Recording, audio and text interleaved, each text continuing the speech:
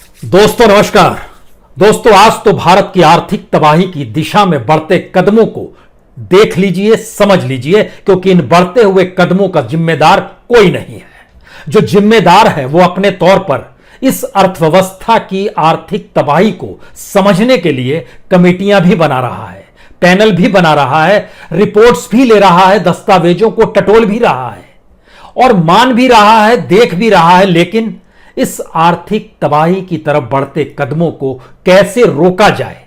आने वाले वक्त में इस देश की परिस्थितियां कम से कम इतनी जर्जर ना हो जाए कि बच्चे स्कूल ना जाएं, बल्कि उनके माता पिता उन बच्चों को स्कूल भेजने की जगह भीख मंगवाने की दिशा में ना बढ़ जाएं। अपने घर में रखा हुआ सोना लोग गिरवी रखने की दिशा में ना बढ़ जाएं, या फिर जो भी पैसा, जो भी पूंजी है उसको सहेज कर, बचा कर किसी भी तरीके से रखें, क्योंकि आने वाले वक्त में स्थितियां और विकट होने वाली है। ये सारे दस्तावेज मौजूद हैं। इन दस्तावेजों के भीतर का एक सच यह भी है कि इस डूबती अर्थव्यवस्था में जो भी कौड़ियों के मोल बेचा जा सकता है, सरकार उसे बेचने पर उतारू है। जो खरीद रहे हैं वह इसलिए खरीद रहे हैं कि उन्हें लग रहा है कि दरअसल इसके जरिए भी कमाई हो सकती है, और कमाई अगर हो भी रही है तो भी उसे जर्जर बताकर कौड़ियों के मोल अपने मित्रों को दिया जा रहा है। और यह सब कुछ उन्हीं हाथों के जरिए हो रहा है जो जिम्मेदार तो हैं लेकिन खुद को जिम्मेदार नहीं मानते हैं, इस आर्थिक तबाही के लिए जिम्मेदार नहीं मानते हैं। एक ढाल के तौर पर लॉकडाउन, एक ढाल के तौर पर महामारी, एक ढाल के तौर पर इस दौर में देश में जो समूची अर्थव्यवस्था, सामाजिक परिस्थितियां स्टैंड स्टिल होकर खड़ी हो गई, उसे ही ढाल बना लिया गया। लेकिन क्या वाकई यह सच है? या सच यह है कि दरअसल इससे पहले इस देश की अर्थव्यवस्था को इतना जर्जर कर दिया गया था कि उसके बाद जैसे ही देश थमा, हाथों से चीजें निकल गई और अब हाथ को हाथ नहीं सूझ पा रहा है कि इस आर्थिक तबाही से कैसे बचा जाए। हमें लगता है कि आज इस सच को पहले समझिए, उसके बाद आपको जिसे जिम्मेदार ठहराना है ठहरा दीजिएगा, क्योंकि यह सत्ता तो खुद को जिम्मेदार नहीं मानती है।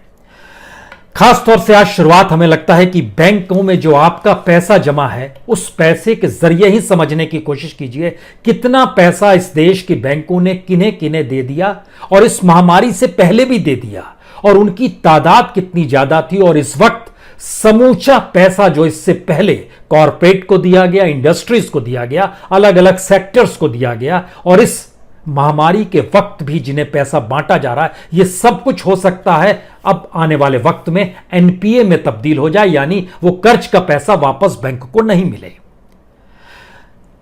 बैंकों के जरिए इंडस्ट्रीज को तकरीबन 50 लाख करोड़ रुपए का कर्ज दिया गया। इसमें कॉरपोरेट को तकरीबन कर्ज दिया गया 15,52,000 करोड़ का, जो कि एक लिहाज से लगभग 29.4% बैठता है। यह पूरा का पूरा इतने दबाव में है कि यह कर्ज लौटा पाने की स्थिति में कॉरपोरेट नहीं है। लेकिन सवाल है कि बाकी इंडस्ट्रीज को जो कर्ज दिया गया, क्या वो लौटा पाने में सक्षम है या लौटा पाएगी?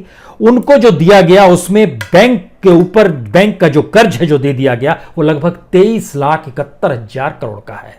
यानी कॉरपोरेट का 15,52,000 करोड़ और इंडस्ट्रीज को दिया गया 23,71,000 करोड़, दोनों को जोड़ दीजिएगा तो लगभग 39,13,000 करोड़ रुपए एक तरीके से ऐसे स्ट्रेस में है कि यह पैसा कैसे लौटाया जाएगा, और बैंक इसकी एवज में क्या करेंगे, कैसे कमाएंगे, किस रूप में उन पैसों को वापस लेके आएंगे। इसके लिए हमारी इतनी जटिलता है समाज के भीतर में और सिस्टम के भीतर में, इम्पॉसिबल है। वो पैसा कैसे लौटेगा, हमारी इकोनॉमी कैसे पटरी पर आएगी, नहीं पता है किसी को। इकोनॉमी पटरी पर कैसे आएगी, किसी को नहीं पता है कि हमारे यहां का कंज्यूमर बाजार में निकलकर कब खरीदारी शुरू करेगा।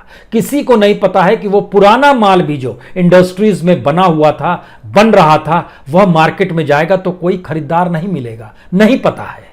इस बात की जानकारी अगर नहीं है तो हमको लगता है कि आइए सिलसिलेवार तरीके से समझने की इसलिए कोशिश कीजिए क्योंकि पिछले दिनों एसबीआई ने कहा कि एसबीआई सबसे बड़ा बैंक देश का, स्टेट बैंक ऑफ इंडिया, उसने कहा कि हम एक वीआरएस लेकर आ रहे हैं। वीआरएस के जरिए तकरीबन एसबीआई के जो कर्मचारी हैं उनमें लगभग 30,190 कर्मचारियों की कमी हो जाएगी। इसमें लगभग 11,556 ऑफिसर्स होंगे, और लगभग 18,645 स्टाफ होंगे। यानी जिस दौर में नौकरी नहीं मिल पा रही है, बैंक भी अपने आप को छोटा करना चाह रहा है, अपने कर्मचारियों को कम कर रहा है। 2019 के मार्च से लेकर 2020 के मार्च तक में 8,000 लोगों ने एसबीआई को छोड़ दिया है और अब 30,000 के लिए यह नई प्लानिंग आ गई है। हालांकि इन सब के बीच एसबीआई ने कहा नहीं हम 14,000 की भर्ती फिर करेंगे, दिसंबर तक करेंगे। इसमें खूब प्रचार किया जाएगा, लेकिन कोई भर्ती नहीं होने वाली है, क्योंकि बैंकों का मर्जर और बैंकों की जो अपनी सिचुएशन है उसमें वह एक भी व्यक्ति को रख पाने की स्थिति में नहीं है। हां, ऊपरी स्तर पर किसी सीईओ को रख सकते हैं, चेयरमैन किसी को बनाया जा सकता है, बोर्ड में किसी को रखा जा सकता है जो पॉलिटिकली मोटिवेट होकर राजनीतिक सत्ता के अनुकूल निर्णय ले और राजनीतिक सत्ता को पैसा दिलाने का काम करे, जैसा इस दौर में किया गया कि आप दरवाजा खोल दीजिए, कर्ज देना शुरू कीजिए, कर्ज इतना एमएसएमई को दे दीजिए, इतना कॉर्पोरेट को दे दीजिए, इंडस्ट्रीज को दे दीजिए, लेकिन जो भी पैसा गया वह बाजार में नहीं लगा, वह सबने अपने अपने घरों में रखा, जेब में रखा, अपनी स्थितियों को सुदृढ़ करने के लिए रखा, अपने कर्मचारियों को वेतन दिया, किसी तरीके से निपटाया। यानी मार्केट वैसा का वैसा रहा, यह घूमना शुरू नहीं किया। लेकिन फिर से आइए इस बात को लेकर, यह सरकार कोविड से पहले किस स्थिति में थी और कितना कर्ज दे चुकी थी, जो कि बैंकों, हमारा और आपका पैसा जो बैंक में जमा होता है उसी को कर्ज के तौर पर जो दिया गया, और फिर इस दौर में जो महामारी का दौर था उस दौर में अलग अलग सेक्टर को कितना दिया गया। ओवरऑल 39,13,000 करोड़ का है। लेकिन हमको लगता है कुछ हिस्सों को समझने की कोशिश कीजिए। जिस समय महामारी नहीं आई थी, यानी मार्च तक, क्या स्थिति थी इस देश के भीतर में? मार्च से पहले स्थिति थी कि एनबीएफसी जो नॉन बैंकिंग फाइनेंशियल होते हैं उनको लगभग 7,98,000 उन पर जो कर्ज था वो कर्ज लौटा पाने की स्थिति में बैंकों को नहीं है। पावर सेक्टर को 5,69,000 करोड़ दिया गया, वो लौटा पाने की स्थिति में नहीं, और यह सब महामारी से पहले की स्थिति है। स्टील इंडस्ट्री को 2,66,000 करोड़, 2,66,000 करोड़ उनको भी दिया गया, वह भी लौटा पाने की स्थिति में नहीं है। रियल एस्टेट को 2,29,000 करोड़, वह भी लौटा पाने की स्थिति में नहीं है। कंस्ट्रक्शन को 1,03,000 करोड़, वह भी लौटा पाने की स्थिति में नहीं है। इन सब को जोड़ दीजिएगा तो लगभग 19,65,000 करोड़ यह बनेगा। यह बहुत साफ है, 19,65,000 करोड़ मार्च 2020 तक, यानी महामारी से पहले। महामारी के बाद का संकट जो दिखाया जा रहा है, और यह दिखाया है कामत पैनल ने, जो सरकार नहीं बनाया जानने के लिए अब हमें पैसा कहां कहां लगाना चाहिए। तो इस बीच में इनके सामने आया कि जो खुदरा और थोक व्यापार है उसमें लगभग 5,42,000 करोड़ का वहां चूना लगा। सड़क 1,94,000 करोड़ वहां चूना लगा। कपड़ा इंडस्ट्री 1,89,000 करोड़ रुपए वहां चूना लगा। इंजीनियरिंग में 1,18,000 करोड़ वहां चूना लगा। पेट्रोलियम और कोल में लगभग 73,000 करोड़, सीमेंट में लगभग 57,000 करोड़, पोर्ट में यानी बंदरगाह में, बंदरगाह की एक अलग कहानी है, यह भी आपको बताएंगे, बंदरगाहों पर 64,000 करोड़ का चूना लग गया, और होटल रेस्तरां इस बीच में 46,000 करोड़ का चूना वहां पर लगा। यानी बैंकों के जरिए जो कर्ज दिया गया वो लगभग 12,83,000 करोड़। महामारी से पहले 19,65,000 करोड़, महामारी के वक्त 12,83,000 करोड़, दोनों को जोड़िएगा तो लगभग 32,48,000 करोड़। यह है 39,000 में से जो अलग अलग सेक्टर का हिस्सा, यह हमने आपके सामने रखा। यहां पर आपके लिए इसलिए बड़ा महत्वपूर्ण सवाल है कि जैसे ही हमने आपसे कहा कि अलग अलग सेक्टर्स में इतना नुकसान हुआ है, तो सोचिए हमारा सिस्टम कैसे चलता है। इस महामारी के दौर में जब बंदरगाह जो थे भारत सरकार के, उसको जो 64,000 करोड़ रुपए वहां पर घाटा हो गया, वहां गड़बड़ी हो गई, वो बैंकों से लोन लिया गया, वो स्ट्रेस में है, वो बैंक को पैसा कैसे लौटाएंगे।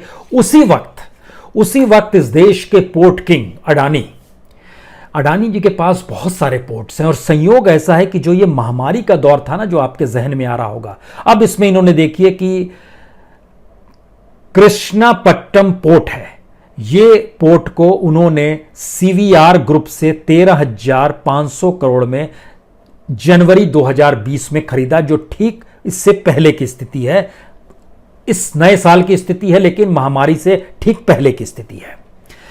उसके बाद क्या क्या हुआ है वो बताएंगे आपको, लेकिन पोर्ट के बारे में जानकारी देने की जरूरत थी। ये पोर्ट आंध्र प्रदेश सरकार के पास था। आंध्र प्रदेश सरकार ने पहले 30 सालों के लिए लीज पे वहां पर सीवीआर ग्रुप को दे दिया, फिर 20 साल और बढ़ा दिया, 50 साल कर दिया। सीवीआर ग्रुप ने उसमें से 75% स्टेक जो है अडानी जी को बेच दिया, क्योंकि उनसे ये पोर्ट चल नहीं पड़ रहा था, या फिर उनके बुक्स इजाजत नहीं दे रहे थे, या फिर जो उन्होंने लोन लिया था उस लोन की भरपाई कैसे करें। 75% से अडानी को बेच दिया और उसकी कीमत लगी 13,500 करोड़, जो सबसे बड़ी रकम है पोर्ट्स को खरीदने को लेकर। उसके बाद 5 मार्च को एक दूसरा दिग्गी पोर्ट था, उसको लगभग 650 करोड़ में खरीद लिया। बालाजी इंटरप्राइजेस था ये, इसके जरिए खरीदा गया। इसका जो प्रमोटेड जो कंपनी थी वो BIPL थी, जो बालाजी इंटरशिप जो थी हम आपका जिससे जिक्र कर रहे हैं। और इसमें एक प्रमोटेड जो इंडस्ट्रीज थे वह एक कोलांत्री नाम के एक इंडस्ट्रीज थे जो कर रहे थे। इसको 6,500 करोड़ रुपए में अडानी ने ले लिया ये पोर्ट, लेकिन इसके ऊपर जो इस कंपनी के ऊपर जो कर्ज था बैंकों का वो तकरीबन 3,000 करोड़ का था। 3,000 करोड़ के बैंक को कैसे कर चुकाएंगे, तो 650 करोड़ में बेच दिया गया। उस पर हालांकि अब NCLT ने अभी रोक लगा दी है, जो नेशनल लॉ एपिटाइट ट्रिब्यूनल है, उसने कहा नहीं 3,000 करोड़ रुपए का चक्कर है, इसको आपको रोकना होगा। लेकिन इस दौर में जो पोर्ट्स घाटे में चल रहे थे, ये 2 पोर्ट्स तो यहां पर लिए गए। जैसे ही मोदी सरकार केंद्र में आई थी, मई 2014 में धर्मा पोर्ट जो कि उड़ीसा का पोस्ट है, वो लार्सन एंड टूब्रो टाटा के पास था, उसको 5,500 करोड़ में अडानी ग्रुप्स ने ले लिया। फिर उसके बाद 2016 में तमिलनाडु का एक कठपुलक्की पोर्ट है, वह भी ले लिया तकरीबन 2,000 करोड़ में। हम इन बातों का जिक्र इसलिए आपसे कर रहे हैं क्योंकि जिस समय देश में सरकार सरकारी संस्थानों को ना चला पाए, उसमें एक बंदरगाह भी आता है, उसमें एक हवाई अड्डा भी आता है, उसमें रेलवे भी आता है, लेकिन संयोग से ये बेसिक देश की जो जरूरतें हैं उसको सेल किया जा रहा है इसी दौर में। हवाई अड्डा बंबई का अडानी के पास चला गया, पोर्ट्स का जिक्र हमने किया, किस रूप में अडानी के पास चला गया। रेलवे के लिए जो अब बिड्स होने वाली है, जो दिसंबर तक होगी, प्राइवेट सेक्टर लगभग 115 ट्रेन को दिया जा रहा है, उसमें भी बिड लगाने में सबसे ऊपरी कंपनी जो है अडानी की ही कंपनी है। और गुजरात में तो बड़ी कंपनियां, चाहे वो मुंद्रा पोर्ट हो, चाहे टूना टर्मिनल हो, चाहे दहेज पोर्ट हो, चाहे हजीरा पोर्ट हो, यार इसके अलावा गोवा का सबसे पुराना मोरगांव पोर्ट वह भी अडानी के पास है। विजिगंजाम पोर्ट है, विजाग टर्मिनल है, ये सारे पोर्ट्स, और पोर्ट किंग इसीलिए अडानी को कहा जाता है। यानी जो चीजें भारत सरकार से ना चल पाए वह भारत सरकार के अपने मित्रों को देगी। आर्थिक तबाही इसी के जरिए आती है क्या, लेकिन जिम्मेदारी कोई नहीं लेगा, और जिम्मेदारी लेनी भी नहीं चाहिए, क्योंकि जब इतनी बड़ी तादाद में हमारे पास एक फहरिस्त है कि बैंकों के सामने ये संकट आ गया है, तो बैंकों में काम करने वाले लोग जो हैं, ना सिर्फ बैंक में बल्कि BSNL में लगभग 90,000 लोगों से VRS ले लिया गया। एयर इंडिया में VRS खुला है, आप लेना चाहे तो ले लें, उसके लिए भी एक प्लानिंग लाई जा रही है। इसी तरीके से भारत पेट्रोलियम में लेकर आया गया, इसी तरीके से कॉन्कर में लेकर आया गया। और एक अजीबोगरीब स्थिति है इस देश के भीतर में, जो भी चीज बेची जाती है उसमें भारत या इंडिया या हिंदुस्तान शब्द जरूर होता है। एक लंबी फहरिस्त बनाई गई है कि हम इनको सेल करेंगे। नाम क्या है? Air India. नाम क्या है? Bharat petroleum corporation limited. नाम क्या है? Project and development India limited. नाम क्या है? सीमेंट कॉर्पोरेशन इंडिया, हर में देखिए इंडिया आएगा। नाम क्या है? Indian medicine and pharmaceuticals corporation limited, MPCL। नाम क्या है? Bharat earth movers limited. नाम क्या है? Shipping corporation of India limited. नाम क्या है? कॉन्कर का full form container corporation of India limited. Hindustan prefab limited, इसमें भी हिंदुस्तान आया। Bharat pumps and compressor limited, scooter India limited, Hindustan newsprint limited, Hindustan antibiotic limited, Indian tourism development corporation limited, Hindustan fluorocarbon limited. हम एक list पढ़ते चले जा रहे हैं, लगभग 26 से ज्यादा लिस्ट है, जिसमें शब्द भारत ही आएगा, और उसको भारत सरकार चला रही थी। और जिस वक्त इन चीजों को लाया गया था, यह सोच कर लाया गया था कि बहुत शानदार तरीके से चलाएंगे इसको, लेकिन सारी चीजें फेल। और फेल होने के बाद इसको सेल कैसे किया जा रहा है, यह भी आपको सामने है कि कैसे हिस्सेदारी दी जाती है, किस रूप में दी जाती है। लेकिन भारत एक कमाल की चीज है, जब आर्थिक तबाही की दिशा में बढ़ रहा है तो उसमें हमको लगता है एक उदाहरण यहां और देना चाहिए, खासतौर से भूषण पावर का। भूषण पावर के ऊपर लगभग बैंकों का 47,000 करोड़ का कर्जा था। उस भूषण पावर को सबसे पहले लिया था जिंदल ग्रुप ने। लेकिन जिंदल ग्रुप ने जैसे ही लिया उसके बाद कुछ मामले आ गए जो कि मनी लॉन्ड्रिंग से जुड़े मामले थे। उन कुछ संपत्ति अटैच कर दी गई 4,000 करोड़ की, और कुल मिला के वह नहीं ले पाए। और उसके बाद नया आया JSW ग्रुप, उसने 19,700 करोड़ में उसको ले लिया। यानी उसको कर्ज देना था, बैंक से लिया था 47,000 करोड़, खुद को उसने दिवालिया कर दिया। दिवालिया करने के बाद JSW के साथ जो फाइनल डील हुई वह 19,700 करोड़ में। 19,700 करोड़ वो वहां से बैंक को देगी, लेकिन बैंकों को कितना चूना लग गया? लगभग 28,000 करोड़ का चूना लग गया। वो पैसा किसका था? नोट तो नहीं छाप के पैसा जमा किए गए थे, जनता का पैसा था, इस देश के टैक्स पेयर का पैसा था जो बैंकों में जमा था। वह पैसा का चूना भूषण, लेकिन फिर वो मामला इंप्लीमेंट नहीं हो पाया। ऐसा नहीं हमारा सिस्टम काम करने लगता है और भूषण स्टील में प्रोडक्शन जी नहीं। कुछ केस ईडी ने लगा दिए, कुछ केस सीबीआई ने लगा दिए, जांच चल रही है, जांच हो रही है। और इस फहरिस्त में भारत की तकरीबन 6 कंपनियां, बड़ी कंपनियां हैं जो कि इस तरीके से किसी को सस्ते में दे भी दी गई, लेकिन दूसरी तरफ केसेस भी चल रहे हैं तो कुछ नहीं हो रहा है, स्टैंड स्टिल। इसीलिए बैंक के भीतर का संकट यह है कि पैसा दीजिए, यह सरकार का दबाव है, पैसा लीजिए नहीं, यह भी अपने तौर पर खामोशी बरती जाती है। तो बैंक क्या करेगा? और बैंक की जब यह हालत हो जाएगी और इस देश के भीतर में हर सेक्टर का यह क्राइसिस होगा तो क्या होगा? इसके लिए हमको लगता है बहुत समझने की कोशिश, बहुत ज्यादा दिमाग मत लगाइए। बहुत दिनों से चल रहा है, जब से NCRB का डाटा आया है, इस देश में खुदकुशी करने वालों की तादाद बहुत बढ़ गई है। लेकिन हमको लगता है उसके भीतर झांकिए, पिछले साल 5,843 लोगों ने जो खुदकुशी की, ये बहुत बड़े, लगभग 1.5 लाख लोग ने खुदकुशी की, 1,39,000 लोगों ने, उसमें से जो 5,843 लोग थे बैंकरप्ट हो गए, दिवालिया हो गए, व्यापार थे, चला रहे थे, इंडस्ट्री चला रहे थे, इन लोगों ने खुदकुशी की।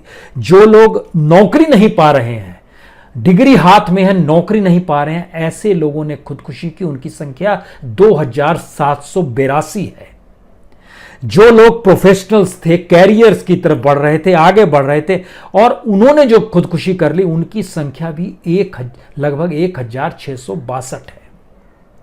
गरीबी की वजह से भी हुआ है, खेती की वजह से भी हुआ है, मजदूरों ने भी बड़ी तादाद है खुदकुशी की। लेकिन पहली बार शहर इस दायरे में बहुत तेजी से आए हैं, और ना सिर्फ बहुत तेजी से आए हैं, और स्टूडेंट्सों की तादाद, अनएम्प्लॉयड स्टूडेंट की तादाद भी बहुत तेजी से बढ़ी है। छात्रों ने जो खुदकुशी की, उनकी संख्या सिर्फ पिछले साल की 10,295 है। जो अनएम्प्लॉयमेंट की वजह से जो खुदकुशी हुई, उसकी संख्या 14,051 है। जो प्रोफेशनल्स थे, उनका जिक्र हम जब आपसे कर रहे थे कि 5,000 जो बैंकरप्ट और जो कर्ज में दबकर जो खुदकुशी कर रहे थे, वो जो 5,843 थे, उसमें से अगर आप प्रोफेशनल्स और सैलरीड क्लास को लीजिएगा, जो संकट में आए हैं पिछले साल, उनकी संख्या भी 12,660 है।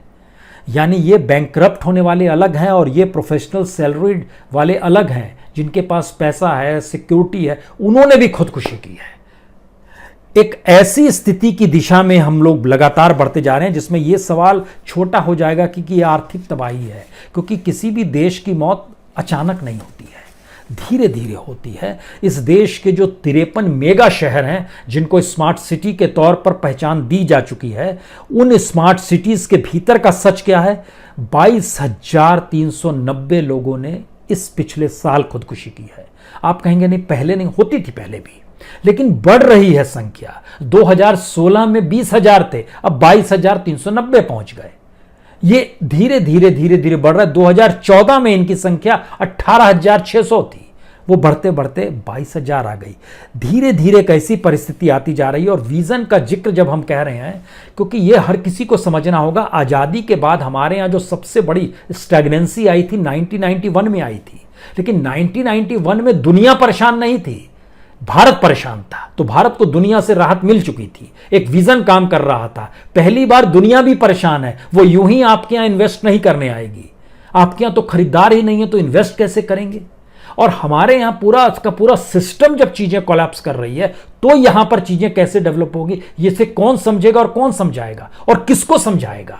क्योंकि इस स्थिति में इस वक्त जो देश के सामने जो जीडीपी जो -23% की बात हो रही है, अब जो ओवरऑल क्रोनोलॉजी आ रही है कि 2020-21 के फाइनेंशियल ईयर में हमारी जीडीपी 10% कम हो जाएगी।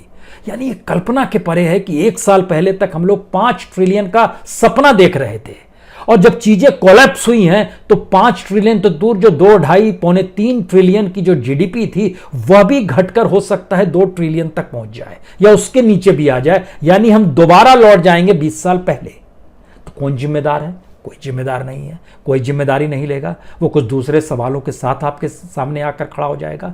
जिम्मेदारी नहीं लेने की स्थितियां में क्या होता है किसी देश के सामने, हमें लगता है ये इस बात से समझिए, अरुणाचल प्रदेश के 5 बच्चे को चीन की सेना उठा लेती है। वहां के जो पूर्व मंत्री थे रिजिजू, वह भी सवाल उठाते हैं, वहां के विधायक भी सवाल उठाते हैं, और चीन जवाब देता है हम अरुणाचल को अपना हिस्सा मानते हैं, भारत का हिस्सा नहीं मानते हैं।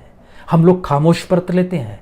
लाइन ऑफ एक्चुअल कंट्रोल पे लद्दाख में जो हो रहा है, इस देश के विदेश मंत्री जयशंकर जो है बोल रहे हैं बहुत सीरियस है। ये देश सीरियस नहीं हो पा रहा है क्योंकि इस देश की सत्ता ने हमेशा चीजों को इंजॉय किया है। वह उसकी सीरियसनेस के साथ जिंदगी को नहीं चलाती है, वह अपने इंजॉयमेंट में खो जाती है। इस वक्त जो देश में सबसे बड़ा मुद्दा अगर टेलीविजन स्क्रीन पर आपके रेंग रहा है तो क्या रेंग रहा है? वही हिस्सा सुशांत और रिया। आपको जान के हैरत होगी कितनी बड़ी तादाद में कर्मचारी किस किस डिपार्टमेंट के लगे हैं। आपको जानना चाहते हैं? सीबीआई के 12 अधिकारी लगे हुए हैं, जिसमें 6 ऑफिसर्स हैं और 6 प्लस हैं। ईडी के लगभग 7 अफसर्स लगे हुए हैं। नैरोकॉटिक्स जो लगातार काम कर रहा है, इसमें मुंबई की टीम को भी जोड़ दीजिए, दिल्ली से जो अधिकारी गए उनकी टीम भी जोड़, 18 लोग लगे हुए हैं। इसके अलावे अलग अलग हिस्सों में उधर बिहार पुलिस अपने तौर पर, महाराष्ट्र पुलिस अपने तौर पर, यानी एक केस को लेकर कुल मिला के 54 लोग इस देश के जो काम कर रहे हैं, वो सारा पैसा इस देश के टैक्स पेयर का पैसा है, जो पुलिस को जाता है, ईडी को जाता है, सीबीआई को जाता है, नैरकोटिक्स डिपार्टमेंट को जाता है। कोई काम नहीं है इन सब का। जो आप रिपोर्ट कार्ड देखिएगा तो यह भी आप जानकर हैरत होइएगा कि इनकी सफलता का रिकॉर्ड सिर्फ 22% है। चाहे वो ईडी हो, सीबीआई हो, नैरोकॉटिक्स हो, सबको जोड़ते चले जाइएगा और एवरेज निकालिएगा तो 22% सफलता इनके साथ जुड़ी है। बाकी चीजें असफल या टालने वाली चीजें हैं। फिर भी ये देश चल रहा है। तो हम जिस स्थितियों में लिए जा रहे हैं, धीरे धीरे धीरे धीरे उसमें अर्थव्यवस्था को कैसे पटरी पर लाना है, और कल तक का 5 ट्रिलियन का जिक्र क्यों कर दे रहे थे? क्योंकि आपकी मेहनत वो नहीं थी, आपने चीजें क्रिएट नहीं की थी, आपने हिसाब किताब जोड़ा था इतने डिसइन्वेस्टमेंट होंगे, और डिसइन्वेस्टमेंट की फहरिस्त में अब जब 26 कंपनियां खड़ी हैं और एक भी खरीदार नहीं है, तो आपने जिक्र कर दिया हम एलआईसी को 25% बेच देंगे। एलआईसी जैसी संस्था को, जो कि स्वायत्त संस्था है, 1956 में उसको लेकर कानून बना हुआ है। पहली बार उस कानून में भी परिवर्तन लाया जा रहा है। कैबिनेट में पास होगा, पार्लियामेंट में भी पास हो जाएगा, दोनों जगहों पर अपना, कैबिनेट तो अपनी ही है, पार्लियामेंट में भी बहुमत अपना ही है। उसके बाद एलआईसी के भी पहले फर्स्ट राउंड में 10% स्टेक, उसके बाद 15% स्टेक शेयर कर दिया जाएगा। यानी जो कि इंश्योरेंस से जुड़ी हुई कंपनियां हैं वही खरीदेंगी, और इंश्योरेंस से जुड़ी हुई दूसरी कंपनियां घाटे में है, एलआईसी फायदे में है। तो फायदे की चीज को हम सेल करके वहां से कुछ पैसा ले लेंगे, क्योंकि एलआईसी का 100% शेयर गवर्नमेंट ऑफ इंडिया के पास है। 25% शेयर सेल करेंगे, उसके जरिए जो पैसा आएगा। यही खेल हर जगह हो रहा है, लेकिन यह तबाही जो है यह देश को निचोड़ लेगी। राजनीतिक सत्ता तो आएगी, कल चली जाएगी, पता नहीं क्या होगा इसके बाद, कि कोई दूसरा संभालने आएगा, कैसे चीजों को संभालेगा। और इन सब के बीच जो अलग अलग राज्यों की स्थिति हो गई है, जिसका जिक्र हम लोग कई बार कर चुके हैं, जीएसटी के जरिए वाकई ये स्थिति है कि वेतन पेंशन कैसे दिया जाए, जो कि मिनिमम रिक्वायरमेंट है किसी भी सिस्टम को चलाने के लिए। आप किसी को हायर कीजिएगा तो पेमेंट तो रखिएगा, और हम लोग तो डेमोक्रेटिक स्टेट में, वेलफेयर स्टेट भी, तो पेंशन भी पूरा देने की स्थिति में आ नहीं पाएंगे तो फिर क्या होगा? चीजें कोलैप्स कैसे करेंगी? जागना हम ही आपको होगा, जगाना हम ही आपको इनको होगा। क्योंकि अगले एपिसोड में जब हम आपसे मिलने वाले हैं तो एक सच आपको जानना चाहिए, ये पूरा का पूरा सरकार जो है, पूरी सरकार ये वाकई टैक्स पेयर के पैसे से चलती है। और जो पीएमओ है 5 फ्लैट को लेकर बनाया गया है, 7 RCR उसका नाम है, जिसको 7 लोक कल्याण मार्ग कर दिया गया, 13579। 13579 5 फ्लैट को मिलाकर बनाया गया, बड़ा शानदार है। उसका खर्चा कितना है? दिल्ली के भीतर लुटियंस दिल्ली का खर्चा कितना है? इस देश की जनता के ऊपर जो खर्च होता है और इस जो लुटियंस के दिल्ली पर जो राजा महाराजाओं की तरह खर्च होता है, वो खर्च कहां से आता है? बिजली बिल कौन देता है? एसी कौन चलाता है? गाड़ी में पेट्रोल कौन भरता है? ये लोग कैसे रईसी कर सकते हैं जबकि देश आर्थिक तबाही में है? ये अगले एपिसोड में आपसे बात होगी। बहुत बहुत शुक्रिया, बहुत बहुत शुक्रिया।